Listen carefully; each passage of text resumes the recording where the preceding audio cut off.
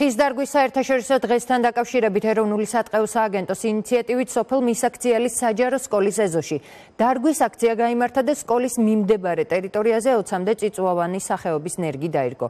ეროვნული სატყეო სააგენტოს კამპანიას დარგე ხეს სკოლის მოსწავლეებთან ერთად საზოგადოებისთვის ცნობილი სახეები შეუერთდნენ. ნარგავების მოვლა პატრონობაზე მოსწავლეები თავად ისრუნებენ. ღონისძიების მიზანი ტყის მოვლა აღდგენასა და შენარჩუნებასთან დაკავშირებით საზოგადოების ცნობიერების ამახლებაა.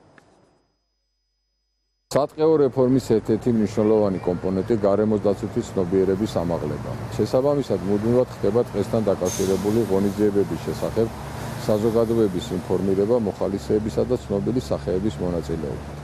დღევანდელი აქცია სწორედ ამ მიზანს ემსახურება. ეს აღინიშნება ხის დარგვის დღე.